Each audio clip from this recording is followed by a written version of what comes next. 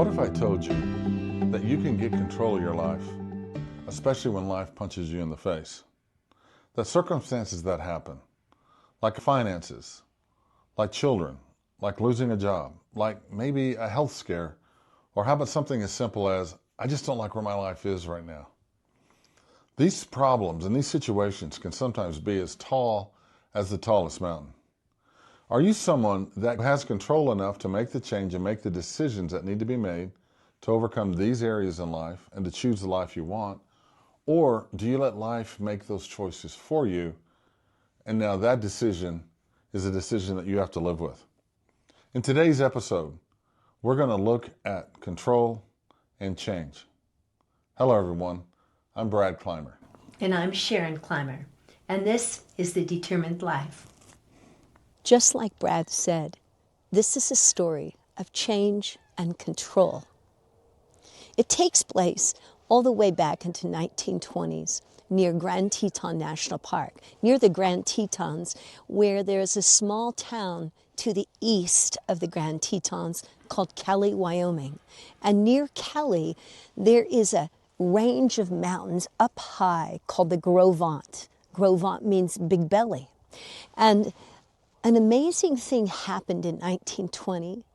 An old-timer that was an unsuccessful gold miner that lived near Sheep Mountain and owned part of the Gros Ventre River and the area itself kept hearing rumbling underneath the earth, and he kept hearing water when he walked on certain earth surfaces. And he had this premonition that something was going to happen, something was going to change. He decided not to wait for it. So what did he do? But sell the land to a cattleman. This cattleman's name was Cattleman Huff. And Mr. Huff built his cattle ranch there. He put his cattle around the Gros Ventre area in the Sheep Mountain. And in the winter of 1923, there was an amazing snowfall. And the footage of snowfall was so amazing. I live in Cali and I know how high that snow can be. They had an early melt along with heavy spring rains, and the Gros Ventre River that actually undercut the Sheep Mountain just rose and rose. And one day, while the cattleman Huff was out on his horse, he heard this amazing rumble, and down came Sheep Mountain.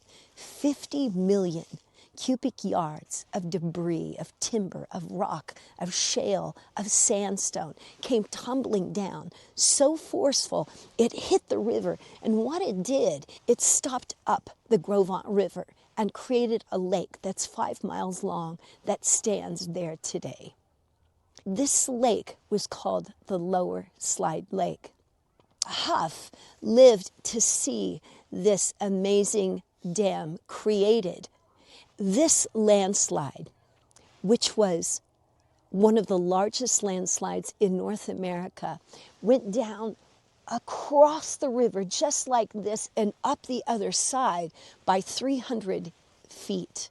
It created a natural dam. The dam that was created was 300 feet high. It was such a remarkable feat for that area that they brought in scientists, landmen, geologists from all across America to study this. Now, the people were concerned in the valley where Kelly, Wyoming is, because the valley itself had 47 homesteaders down there. And so what they ultimately did was study this natural dam up to 2 years. And at the end of 2 years, they determined this was a permanent dam and it was safe. And everybody was pretty much relieved, but of course there were some skeptical people at the time. So jump ahead just a few years later. Again, in the year 1927, they had one of the greatest snowfalls ever recorded in the Teton County area. Again, they had the greatest and earliest melt and the strongest spring rains. And what happened in that area is the skeptical ones, the cattlemen, and of course the local ranger, started to see things float down the river, which was quite unusual. But The spring rains made the river that was pretty small, like this one, rise, and they noticed haystacks. They went to the very top to find that the dam was breaking. So they ran down to Kelly, and they had about a 30 to a 40-minute ride to Kelly to warm all the homesteaders down in the Kelly area. But the dam broke, and it flooded the town of Kelly to a point where all 47 homesteads were completely destroyed. All the cattle drowned. Nothing stood except the church. And 6 people died. Ironically, 5 out of the 6 people chose to stay because they believed the scientists were right, that it was permanent, that it was safe. Now, there were a couple of really unusual things that happened as well. Because we're in the Yellowstone ecosystem, there were these warm springs from that particular flood that were created that today is the Kelly Warm Springs.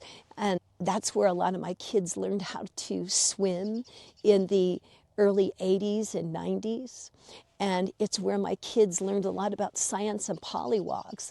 Before that flood, before that dam broke, it was just a mud swamp area. But that's just how the earth can change. Now, we don't think of natural things changing because some things we can't control, like earthquakes. We can't control those things. This natural disaster was actually unavoidable to a degree because you cannot control the earth. We can't control seasons. We can't control the way the earth moves, but we can control our attitudes. The big question is, do we actually view human life with the same kind of, I want to change, but I don't have any control over that change? Well, that's not true. Not at all. So do we approach life, or do you approach life timidly? Do you look at it as, gosh, circumstances have overwhelmed me again? Or do you have a spillway in your life? And a spillway in your life would be, the simplest thing would be preparation, where I'm not going to let life overwhelm me, but I am going to be prepared for whenever it occurs. And then having a plan and a system helps me move forward and through that time. Just like a spillway stops the dam from collapsing, a spillway in your life, preparation stops your dam from collapsing.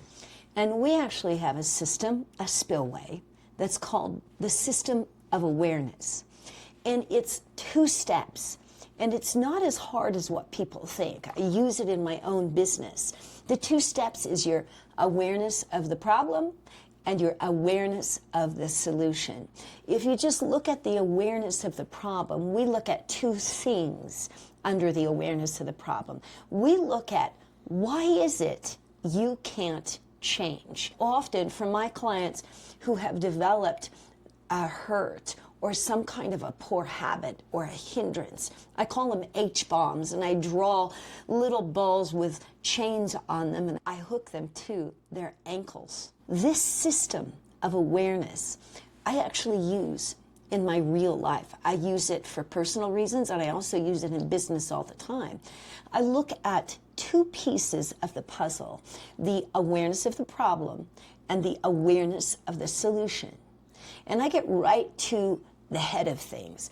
I look at a person's hurts, their hang-ups, their habits, their hindrances that actually anchor them. I do this in my business a lot, but I also do it, with my own problems that I want to change. Those H-bombs is what I call them, is actually attached to almost like a stick figure. They attach to yourself to a point where they anchor you down so low that you cannot see anything in the future. So the past H-bombs actually anchor us in the present so that we can't see any future change.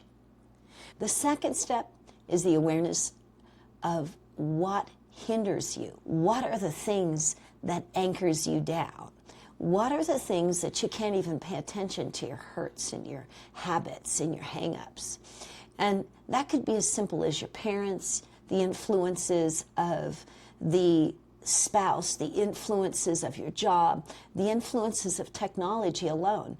If you look at people in America, one of the greatest reasons we can't change in America is because of technology, social media, and reels, because literally, reels are not reels. And what reels and social media does is actually allow us to just go through this revolving door. You know, the revolving doors that never take you anywhere?